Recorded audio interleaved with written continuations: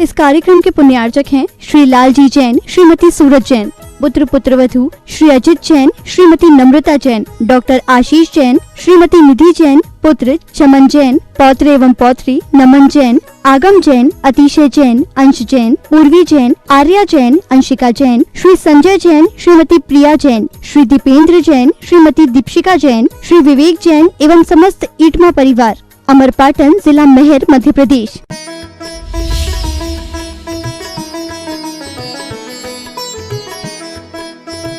तो साहू जी आए और उन्होंने गुरुवर को भेंट भी किया। कुछ देर आचर्षी देखते रहे, पलटते रहे। समय होने पर आचर्षी ने कहा, ग्रंथों को देख लिया है, अब आप इसे अपने पास रख लें। तो साहू जी बोले, गुरुदेव आपको ही भेंट करने के लिए लाए हैं, आपके स्वाध्याय में सहयोगी रहेंगे। तो आचार्य ने कहा, रहेंगे तो, लेकिन जहां हम रहें वहां रहेंगे, अभी हमारे बिहार का समय है, ये तो अभी हम रख नहीं पाएंगे। नहीं नहीं गुरुदेव आप इसे रखें। तो बड़ी निष्प्रहता दिखाते हुए आचार्य ने कहा कि नहीं, सब जगह मिल जाएंगे और रखने जैसा प्रबंध हमारे पास नहीं है, इसलिए आप इन्हें देखें। तब साहू जी को लगा, अरे ये तो अद्भुत बात है। ऐसे ही बिंदुओं से आचार्य श्री की छाप धीरे धीरे धीरे धीरे श्रेष्ठियों पर पड़ती गई, विद्वानों पर पड़ती गई।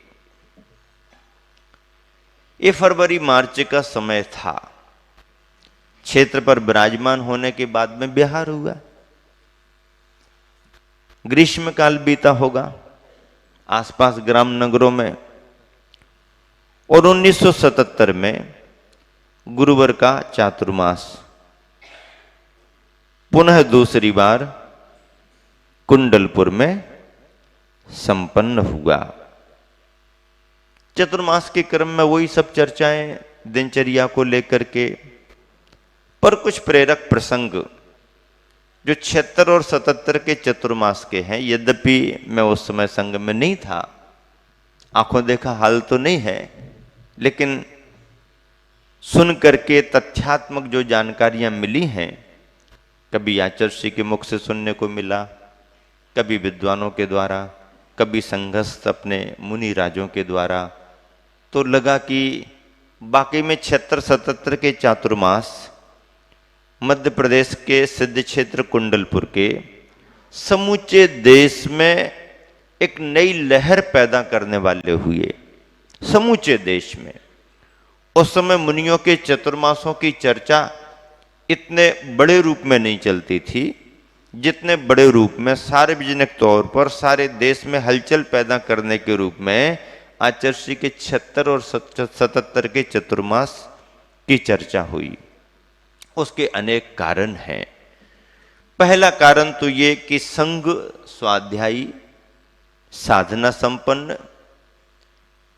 दूसरी बात, एकदम नई उम्र के सभी साधक, बोलचाल और व्यक्तित्व की छाप अपने आप पड़ती थी।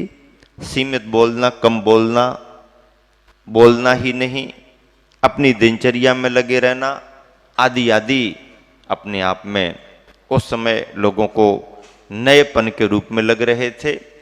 आचार्य श्री की प्रवचन विधा, समाज के प्रति वात्सल्य का भाव, धर्म की परिभाषाओं को सहजता से स्पष्ट करना और आध्यात्मिक ग्रंथों को आचार्य कुंद और आचार्य समंत भद्र के ग्रंथों के रेफरेंस लेकर के प्रवचनों में धार्मिक विषय रखना आचार्य की अपनी एक मौलिक विधा रही है। इसकी चर्चा सब तरफ रही। संघ में चौका रखने की व्यवस्था थी नहीं। संघ के साथ कोई मूर्ति या आवागमन के प्रबंध बड़े हों, ऐसी कोई आवश्यकता गुरुवर को शुरू से नहीं लगी। निष्प्रहता से चर्या करना और जब समय आया संघ विहार कर दे, ये लोगों को अटपटा भी लग रहा था, नयापन भी लग रहा था और आकर्षण का केंद्र भी बन रहा था। अटकलें लोग ज्यादा लगाने लगे, आज ये होगा कल वो होगा, और लगभग लगभग गुरुवर के बारे में ये तय है कि जितनी अटकलें होती हैं, गैसिंग जितनी होती है, वो लगभग सब फेल होती है, और जो हम सोच नहीं पाते हैं वो बहुत आराम से, आसानी से आचर्यश्री करके निकल जाते हैं। ये सब लोगों को नयापन लगता था, अचरज में डालने वाला लगता था। विद्वान भी भ्रमित हो जाते थे, विद्वान भी लुब्ध हो जाते थे, ये समझ में ही नहीं आता गुरुदेव का स्वभाव क्या है। एक बार ऐसा हुआ, चतुर्मास आचर्यश्री का चल रहा था। रात्रि में पहाड़ पर्वत पर मंदिर जी में ही आचर्यश्री विराजमान रहते थे। दिन में लोगों का आवागमन दर्शनार्थ हो जाता था। आचर्यश्री आहारचर्या को नीचे आते थे। रात्रि में जिनको कुछ भी अपने भाव से जाना है तो उजाला टार्च वगैरह लेकर के मुश्किल से 2-4 जन जो कमेटी या ट्रस्टी वगैरह या क्षेत्र पर वो श्रद्धालु चले जाते, बाकी लोग ऊपर नहीं पहुंचते। और रास्ते भी थोड़े साफ सुथरे नहीं, थोड़े जंगली वातावरण, वर्षांत का समय, कीड़े वीड़े घूमते रहते हैं, जंगल में सांप बिच्छुओं का डेरा तो रहता ही है। तो ऐसे प्रसंगों को देख करके लोग दिन में फिर भी आवागमन करें, रात में नहीं करते थे। आचर्यश्री ऊपर ही रहते थे। लोगों को बहुत चिंता रहती थी, आचर्यश्री पहाड़ पर हैं, खुला जंगल है, बरसाती समय है, कीड़े पतंगे बाहर निकलते रहते हैं, सांप वगैरह भी पानी भर जाने से यहाँ वहाँ घूमते रहते हैं आदि। एक दिन के समय में पंडित जगन मोहन लाल जी शास्त्री धर्म चर्चा करने के भाव से ऊपर पहाड़ पर जा रहे थे। रास्ते में उन्हें निकलते हुए सांप दिखा, मन में डर आया। फिर दूसरी चिंता हुई, अरे यहीं पास में मंदिर में आचर्यश्री रहते हैं, दिन में तो सब दिख जाता है, लाइटें हैं नहीं, ऊपर अंधेरा रहता है रात में, अरे ये काम तो चिंता का है। धर्म चर्चा तो भूल गए पंडित जी। आचर्यश्री के पास पहुंचे, दर्शन किए और चिंतित से दिखाई दिए। आचर्यश्री मुस्कुरा के पूछा कि क्या बात है? पंडित जी तो आते हंसमुख, प्रश्न लेकर के चर्चा करते। आचर्यश्री रास्ते में एक सर्प दिख गया और मन में बड़ी चिंता आ रही। यहाँ पर उजाले है नहीं, अंधेरा रहता है, घास फूस पूरा जंगल है, सांप था रास्ते में। तो आचर्यश्री सहज हंसते हुए कहते, तो क्या हुआ, रास्ते में मिला ना तुमको? 2 दिन पहले तो यहां मंदिर में भी 2 सांप खेल रहे थे। आचर्यश्री क्या कहते, 2 दिन पहले तो मंदिर में 2 सांप खेल रहे थे यहां पर। अरे मंदिर में? हाँ, तो ये तो सब उनके निवास स्थान है। पंडित जी को और घबराहट हो गई। मंदिर के अंदर? हाँ, खेल रहे थे, आचर्यश्री खेल रहे थे। अरे वो अपने तरीके से आ रहे जा रहे, अपन को क्या करना। और जिस दिन पहली बार उन्हें आचार्य के रूप में सम्मान मिला था, तो आचर्यश्री ने उसी दिन त्याग के रूप में घी का त्याग कर दिया था। घी का त्याग उन्होंने सहज रूप से किया।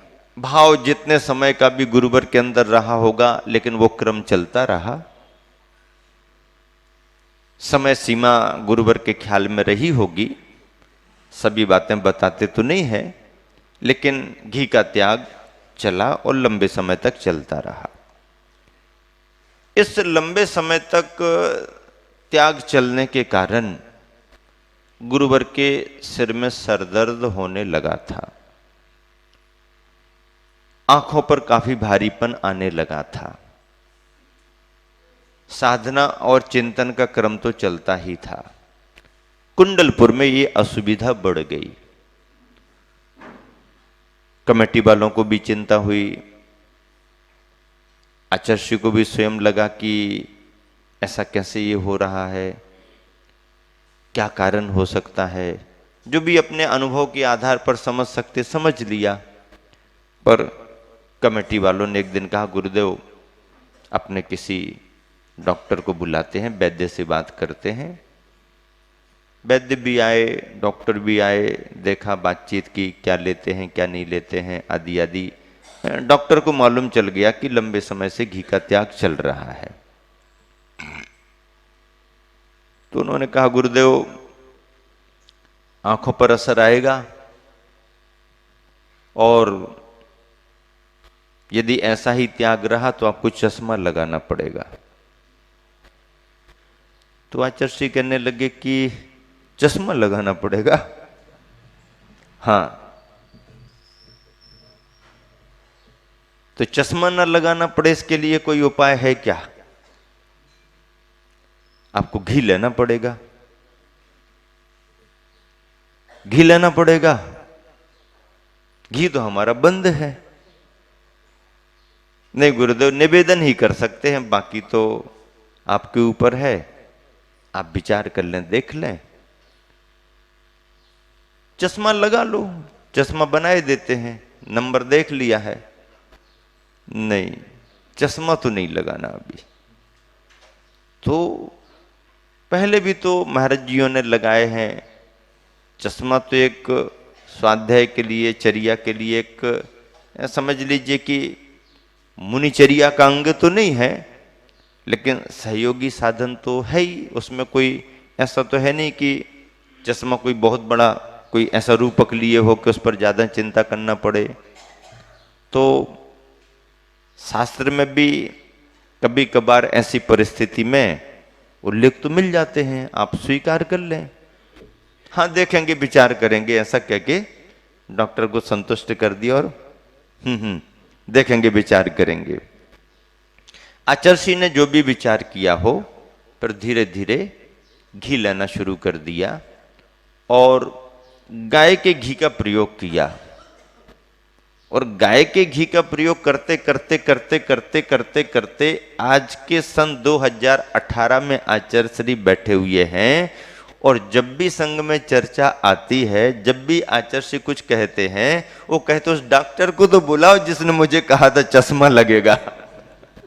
वो कहाँ है डॉक्टर, उसको बुलाओ तो मुझे बात करनी है। वो कह रहा था अनिवार्य है, आपको चश्मा लगाना ही पड़ेगा। देखो अभी तक हमारा बिना चश्मे के काम चल रहा। आचार्य ने कुछ प्रयोग किए और गाय के घी का प्रयोग बहुत किया। आंखों में भी गाय के घी को धीरे धीरे लगाना शुरू किया। गाय के घी की ही सिर पर थोड़ी सी मालिश, या तलुओं में बहुत अच्छे से गाय के घी को लेकर के धीरे धीरे धीरे धीरे करके।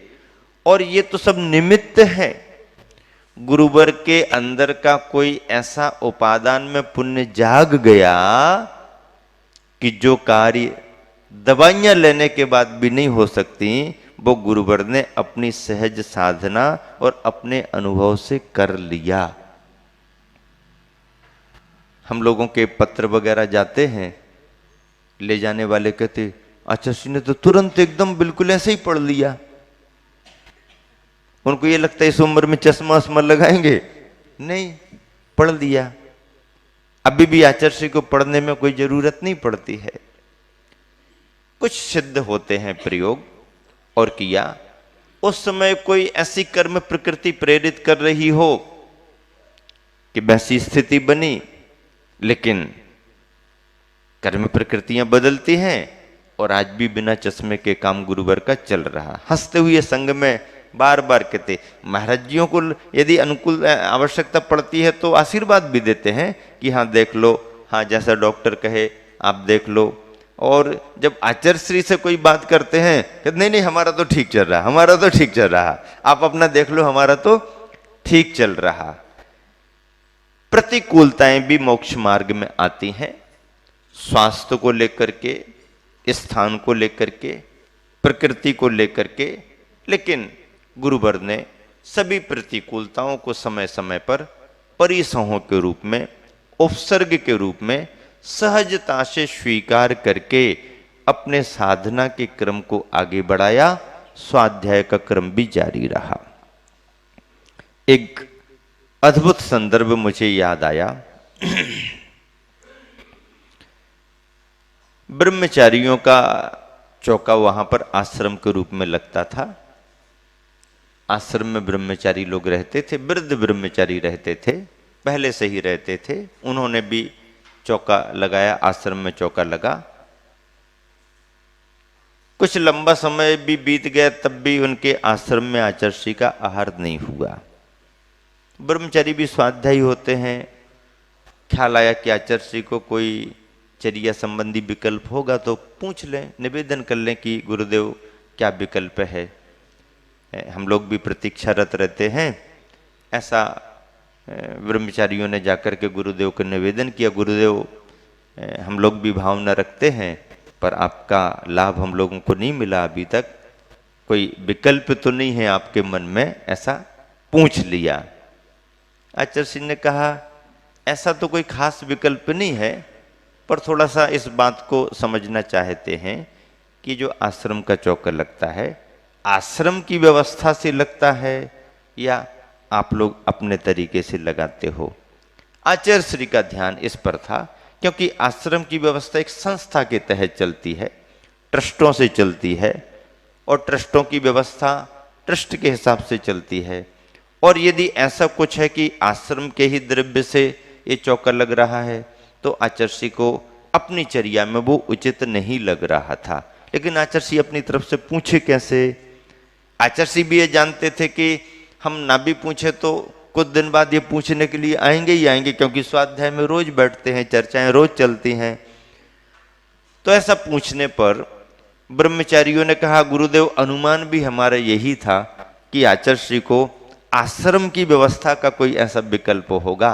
गुरुदेव कहना चाहता हूं कि हम लोग भी अपना द्रव्य लगाते हैं, भले ही हम लोग संस्था की व्यवस्था में अपना भोजन तो कर लेते हैं, लेकिन जब कभी भी गुरुवरों को मुनिवरों को चौका लगाते हैं तो हम लोग भी अपना मिल करके अपना ही द्रव्य लगा करके चौका तैयार कराते हैं। तो ये संस्था का चौका नहीं है, ये हम लोगों के वृत्तियों का चौका है। अच्छा अच्छा अच्छा अच्छा, बहुत अच्छा। हाँ, तो अगले ही दिन, अभी तो जैसे उत्तम पात्र, मध्यम पात्र, जघन्य पात्र में दाता तलाश करता है उत्तम पात्र मिले, तो पात्र भी ये तलाश करते हैं कि जघन्य दाता, मध्यम दाता, उत्तम दाता कोई मिले।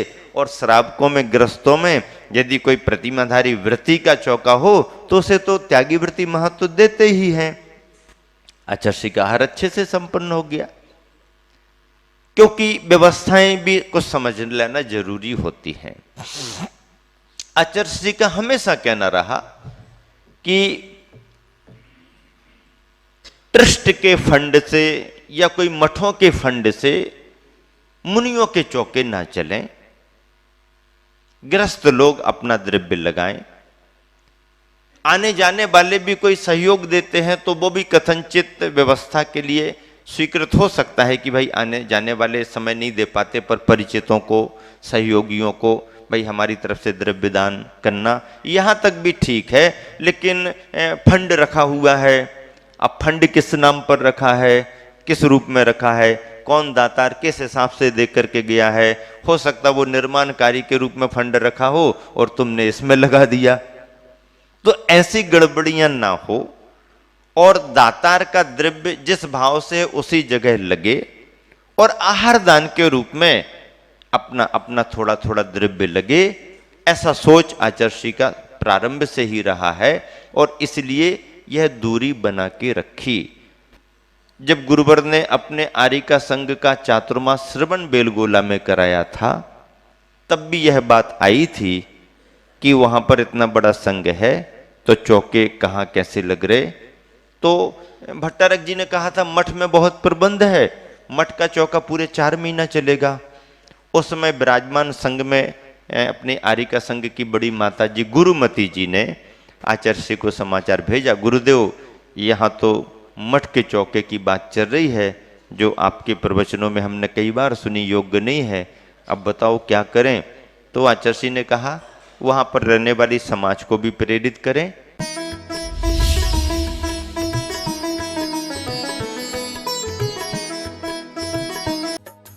इस कार्यक्रम के पुण्यार्चक थे श्री लालजी जैन, श्रीमती सूरज जैन, पुत्र पुत्रवधू श्री अजित जैन, श्रीमती नम्रता जैन, डॉक्टर आशीष जैन, श्रीमती निधि जैन, पुत्र चमन जैन, पौत्र एवं पौत्री नमन जैन, आगम जैन, अतिशय जैन, अंश जैन, उर्वी जैन, आर्या जैन, अंशिका जैन, श्री संजय जैन, श्रीमती प्रिया जैन, श्री दीपेंद्र जैन, श्रीमती दीपशिका जैन, श्री विवेक जैन एवं समस्त ईटमा परिवार, अमरपाटन जिला।